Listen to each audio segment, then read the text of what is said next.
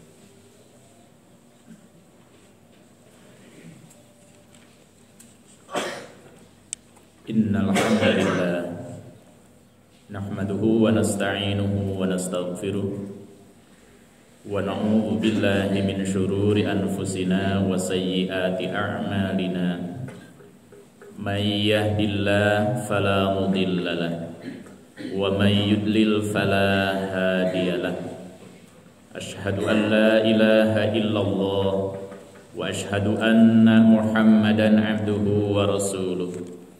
Allahumma salli ala Muhammad wa ala alihi wa ashabihi wa man tabi'ahum bi ihsanin ila yaumil ma'ad. Amma ba'du, faya ibadallah, usikum wa iyaya bitaqwallah la'allakum tuflihun, wa tazawwadu fa inna khairaz zadi taqwa. Faqala ta'ala fi kitabihil karim, a'udzu billahi minasy syaithanir rajim. وَلَقَدْ أَهْلَكْنَا الْقُرُونَ مِنْ قَبْلِكُمْ لَمَّا ظَلَمُوا وَجَاءَتْهُمْ رُسُلُهُم بِالْبَيِّنَاتِ وَمَا كَانُوا لِيُؤْمِنُوا كَذَلِكَ نَجْزِي الْقَوْمَ الْمُجْرِمِينَ. Sami'na wa ata'na ghufranaka rabbana wa ilallahil masir. Para tamu undangan Allah, jamaah salat Jumat yang Allah muliakan, melalui mimbar Jumat kali ini, khatib ingin menyampaikan beberapa hal yang sangat sederhana dan mendasar. Akan tetapi semua ini harus disampaikan secara khusus kepada khatib sendiri di hadapan seluruh jamaah, dan seluruh jamaah yang menyimak informasi ini untuk tidak segan-segan menyampaikan kepada yang lainnya, apalagi mereka yang tidak hadir di majelis ini. Dan itulah satu penggal wasiat khatib memenuhi syarat normatif sebagai khatib Jumat. Yang pertama, kita bersyukur kepada Allah Subhanahu wa taala karena di tanggal 4 Sya'ban ini kita diberi kesempatan oleh Allah Rabbul Alamin untuk menikmati jamuan dari Allah Subhanahu wa taala. Di antara yang sangat-sangat penting kita syukuri adalah kita semuanya diberi kesempatan untuk menikmati kesehatan dan kekuatan. Dan Rasul sendiri jauh-jauh waktu mengingatkan kita semuanya bahwa ada manusia yang terpedaya dengan dua hal itu, yaitu dengan kesehatan dan kesempatan. Karena itu pula kesempatan dan kesehatan yang Allah anugerahkan ini sangat-sangat baik kita sikapi, kita respon di antaranya dengan bersegera meninggalkan kegiatan masing-masing dan sudah kita tunaikan selanjutnya menuju tempat sholat Jumat. Ini pesan normatif dari Al-Quran. Di dalam surah Al-Jumu'ah Allah mengatakan demikian, dan seruannya terhormat sekali secara khusus kepada orang mukmin. Wahai orang-orang yang beriman, apabila telah sampai seruan kepada kalian untuk berjumatan atau untuk ibadah Jumat, dalam hal ini azan misal, informasi manual dari sesama orang atau informasi digital bahwa Jumatan sudah hampir tiba waktunya, termasuk harinya, maka kita sejatinya siap-siap. Jangan ngeyel, jangan banyak alasan, karena urusan Allah itu lebih penting dibanding dengan urusan hawa nafsu kita semuanya. Mudah-mudahan kebersegeraan kita menuju tempat Jumat kali ini diantaranya, termasuk sebelumnya, demikian juga seterusnya, oleh Allah terus menerus dikuatkan semangatnya agar kita bisa konsisten, istiqomah, dan jadi teladan bagi yang lain. Kemudian yang kedua,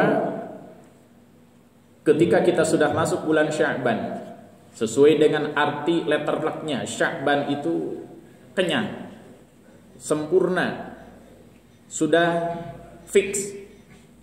Artinya dalam rangka menghadapi Ramadan, begitu sudah masuk bulan Sya'ban, sudah tidak ada lagi sangkut paut yang paling utama dengan Allah Subhanahu wa taala.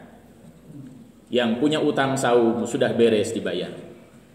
Jangan sampai baru masuk dan sudah masuk bulan Ramadan masih berpikir apakah harus fidyah atau harus qadha.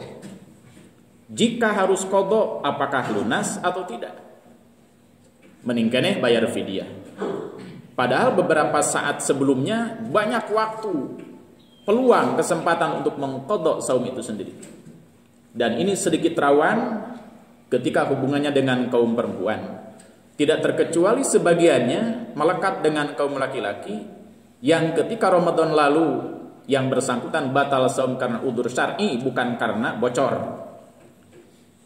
Apabila bocor saum karena malas terbawa oleh teman, banyak alasan tidak syar'i, maka tidak bisa dibayar dengan fidyah, juga tidak bisa diqadha, akan tetapi harus ditebus dengan taubat yang nasuha kepada Allah Subhanahu wa taala. Kalau begitu, ini kepentingan mendasar bagi kita semuanya. Siapa yang boleh tidak saum pada bulan Ramadan? Jawabannya sederhana berdasarkan petunjuk syariat. Yang pertama, perempuan yang haid ataupun nifas tidak boleh saum, tidak boleh sholat. Sholatnya tidak perlu diqadha, tapi saumnya harus diqadha. Tidak halal hubungan intim dengan pasangannya walaupun halal awalnya. Kemudian yang ketiga, orang yang tidak boleh saum di bulan Ramadan atau boleh tidak saum di bulan Ramadan, yaitu anak-anak yang belum baligh, belum mumayyiz. Jika untuk pembelajaran sangat bagus dimotivasi. Bahkan sekedar kilas balik nostalgia, khatib sangat husnudzan para jamaah yang hadir di majelis mulia ini diduga banyak diberikan pelajaran motivasi oleh orang tuanya sejak kecil. Siapa yang tamat saum nanti akan dikasih pakaian baru dan lain sebagainya. Padahal umur kita baru 4 tahun, 5 tahun, 6 tahun dan seterusnya. Karena itu ini adalah bagian dari nikmat yang harus disyukuri. Juga bisa diterapkan kepada anak-anak kita dalam rangka memberikan mau'izah al-hasanah, motivasi ibadah. Dan sejak dini harus dimotivasi mereka. Jangan sampai mereka sudah SMP, SMA, perguruan tinggi, apalagi menjelang akad nikah masih bermasalah dengan sholat. Hingga ada calon pengantin yang belum sholat padahal dia sudah duduk di tempat pelaminan. Pada akhirnya khatib sangat terpaksa untuk menyampaikan kepada yang bersangkutan dalam bentuk pertanyaan, apakah anda tadi sudah sholat atau belum, katanya. Kalau demikian habis akad nikah anda harus sholat walaupun sudah jauh waktunya terlampau. Mengapa? Karena yang bersangkutan memang belum sholat. Sama halnya dengan salah seorang mahasiswa ketika ditanya pada acara perkuliahan pukul 10 pagi, ditanya oleh dosennya, apakah anda tadi sholat subuh? Jawabannya tidak.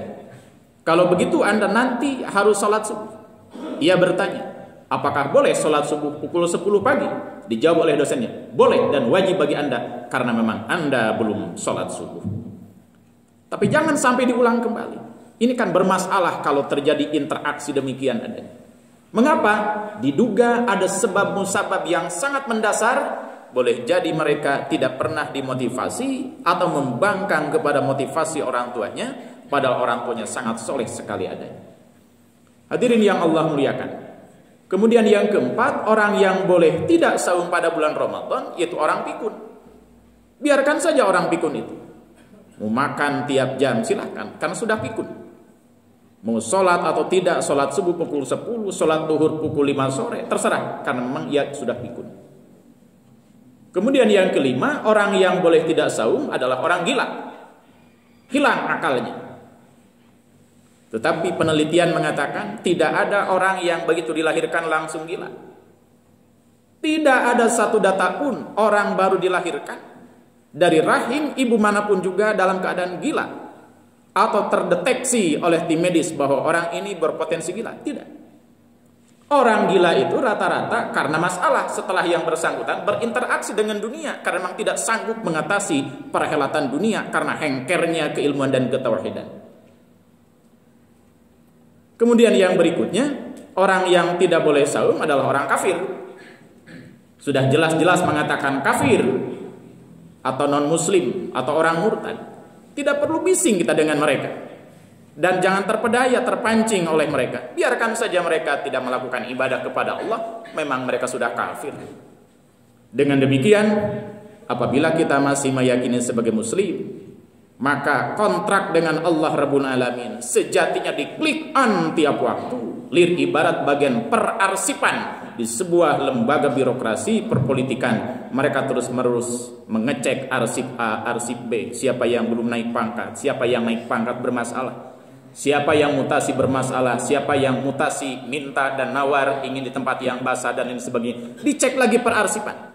Kita juga sejatinya sebagai seorang muslim lebih banyak ngecek pada arsip keberagaman kita yang rujukan utamanya adalah Al-Quran dan As-Sunnah. Jangan sampai sudah dewasa masih bermasalah dengan prinsip-prinsip dasar keagamaan kita semuanya. Itu yang kedua. Yang ketiga, jamaah yang Allah muliakan, Allah Rabbul Alamin mengingatkan kita semuanya bahwa kerusakan sebuah generasi, kerusakan sebuah kawasan, kerusakan sebuah sistem, lingkungan kecil sampai lingkungan yang sangat-sangat luas adanya, disebabkan karena mereka zalim, aniaya, tidak menempatkan hak Allah sesuai dengan haknya, akhirnya tidak adil atau tidak proporsional, sementara mengambil alih hak Allah Rabbul Alamin menjadi hak dirinya. Itulah yang dinamakan kezaliman. Al-Quran mengatakan bahwa yang dinamakan zalim itu musyrik. Sebagaimana terungkap pada surah Luqman, Allah mengatakan innasyirka la zulmun azim. Sesungguhnya kemusyrikan itu adalah kezaliman yang nyata.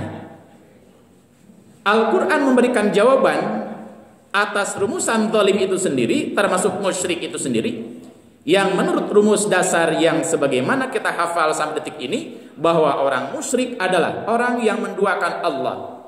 Iya, itu juga orang yang menuhankan kepada para nabi, para rasul, para nenek moyang, kepada dedemit, jin, iblis dan lain sebagainya, selain mereka yakin kepada Allah, itulah musyrik. Selingkuh kepada Allah, pagi hari mengatakan Allah Esa, di siang hari ternyata bukan Allah Tuhannya. Ketika ada kepentingan politik dan birokrasi, Allahnya hilang, yang ada adalah non Allah sebagai Tuhannya. Itu musyrik. Kemudian Allah menempatkan juga derajat orang musyrik itu dengan dua indikator. Yang pertama, mereka enggan menunaikan hak Allah dengan cara menahan hartanya, tidak mau berzakat dan sejenis derivasi dari kata zakat itu sendiri. Atau mereka berharta kekayaan tapi hartanya tidak sah dizakati karena didapat dengan cara yang tidak terpuji menurut hukum Allah, bukan menurut hukum konsensus manusia. Punya kekayaan, ada penghasilan, tapi hasil curang, itu tidak sah dizakati, harus dikembalikan kepada pos semula. Ada SPPD bodong misal dan sejenis, ada sogokan atau riswah atau rasuah, ada hasil kompensasi yang tidak jelas sumbernya, maka itu tidak bisa dizakati. Mengapa? Itu tidak sah dikonsumsi oleh orang yang sudah mengilahkan Allah Rabbul Alamin. Hadis qudsi mengingatkan kita semuanya, Allah akan mengabaikan jerit tangis, ratap tangis, sapaan, doa seseorang kepada Allah apabila atributnya haram semuanya. Makanannya haram, pakaiannya haram, pangkatnya haram, jabatannya haram, dan lain sebagainya. Oleh Allah akan diabaikan semua keluh kesahnya. Fa'anna yustajabulah. Kemudian indikator orang musyrik yang kedua menurut Al-Quran adalah, yaitu orang-orang yang tidak yakin pasti terjadinya kiamat. Mana indikatornya? Orang tersebut selama hidup di dunia tidak bertauhid kepada Allah. Itu gambaran orang yang ingkar kepada pasti terjadinya kiamat. Indikator yang kedua, mereka tidak mau berilmu.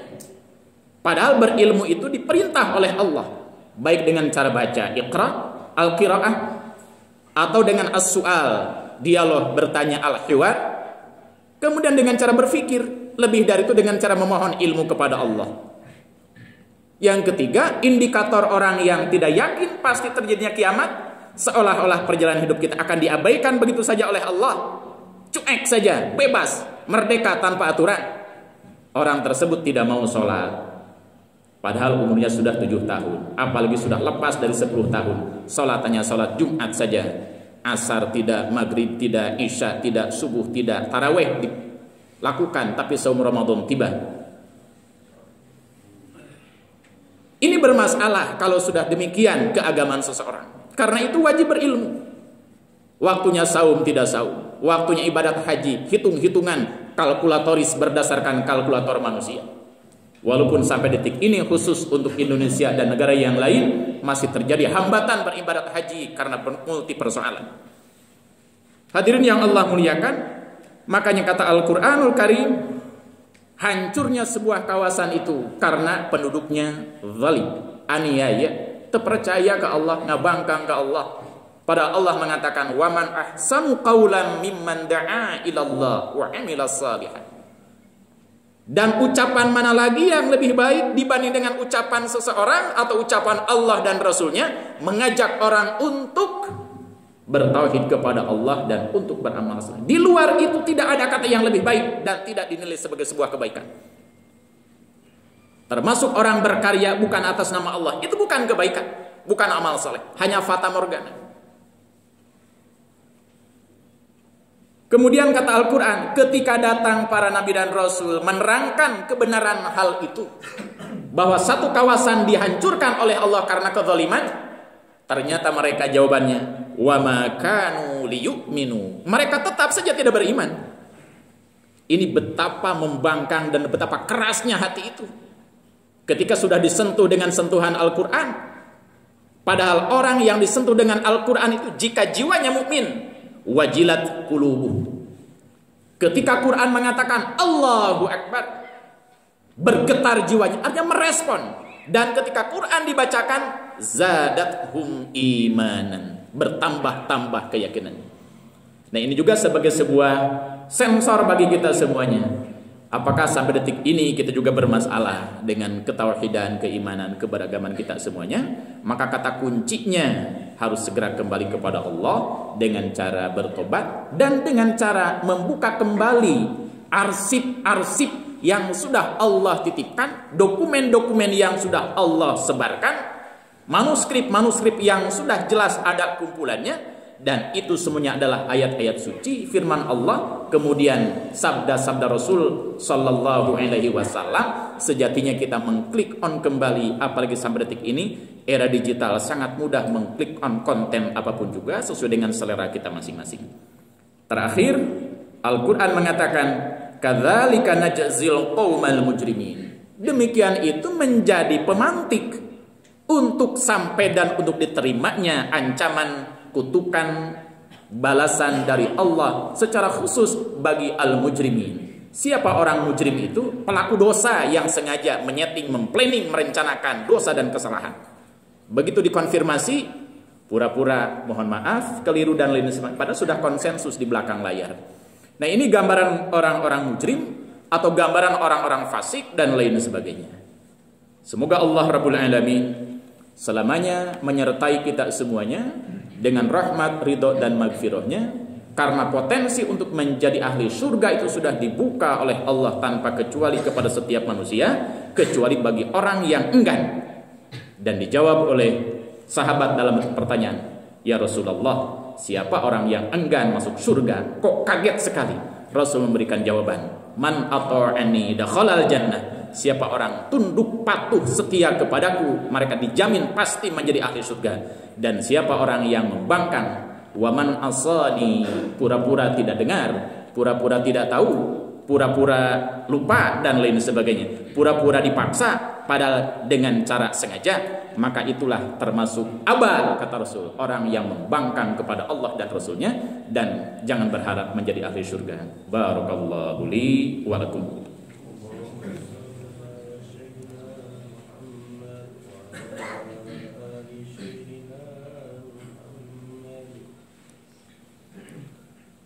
Alhamdulillah, wasi'a rabbuna kulla syai'in ilma, 'ala Allahi tawakkalna, rabbana iftah bainana wa baina qaumina bil haqqi wa anta khairul fatihin.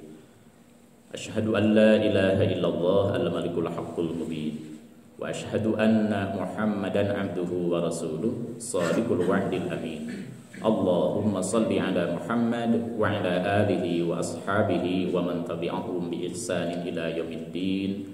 Amma ba'du.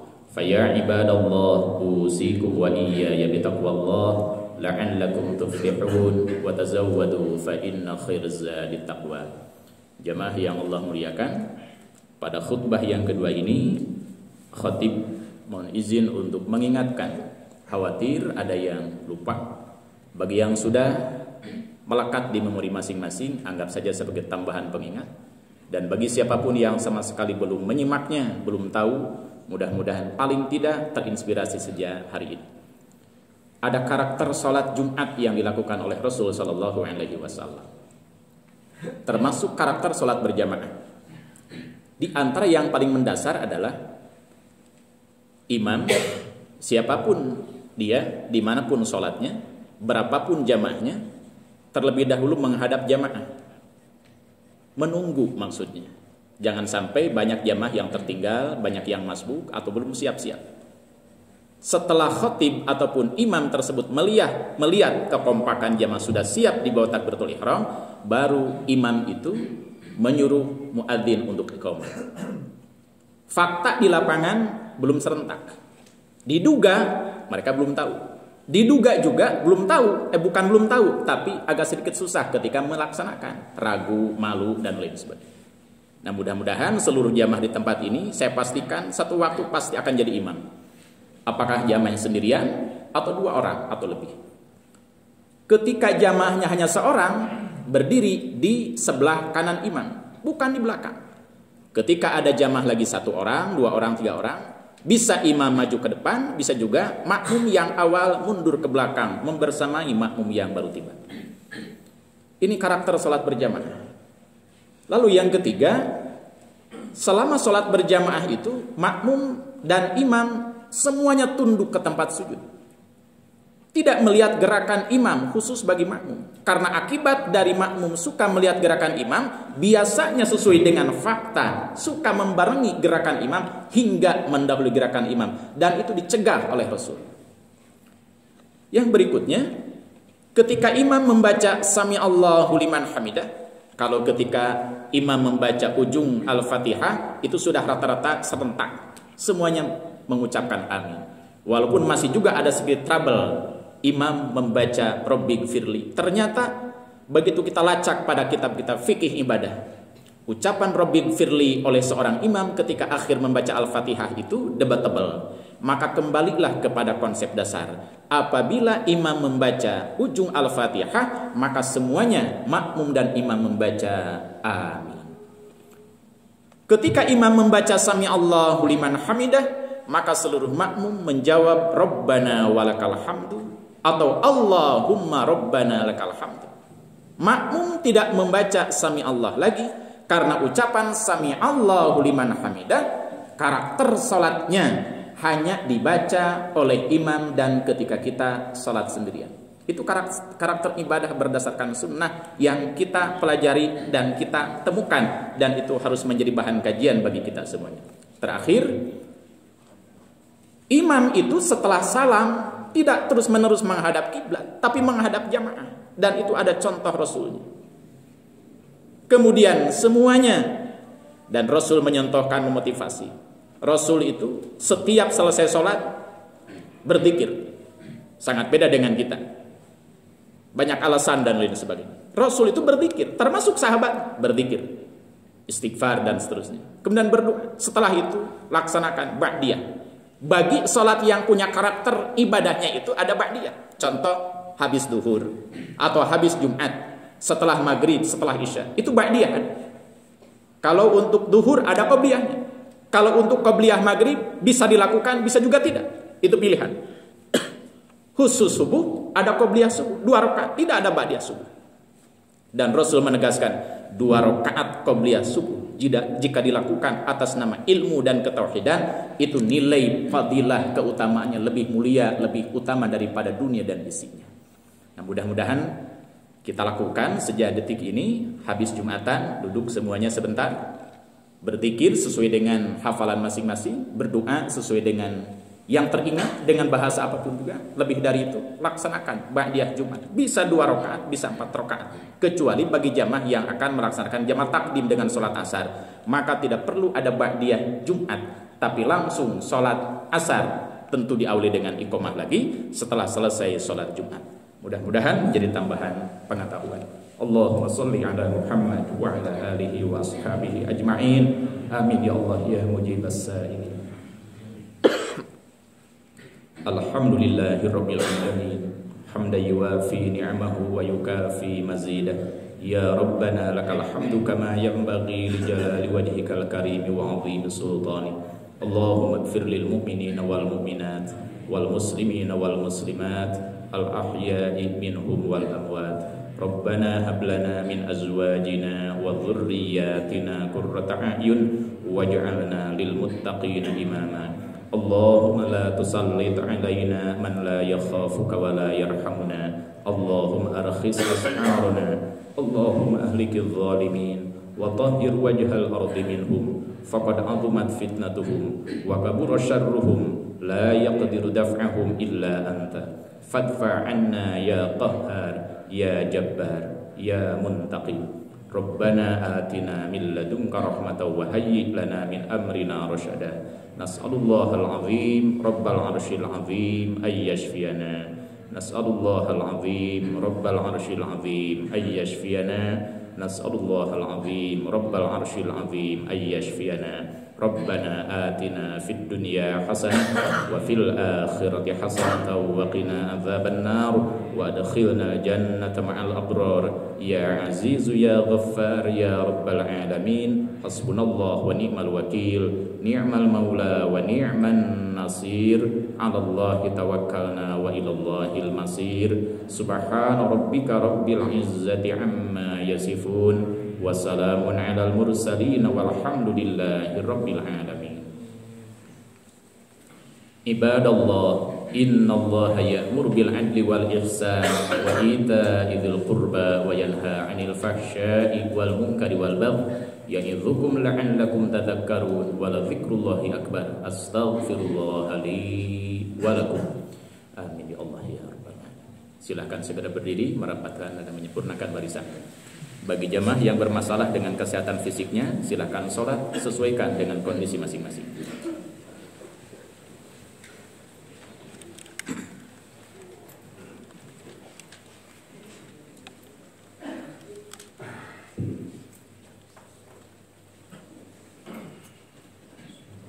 Bismillah, bismillah, bismillah, bismillah, bismillah.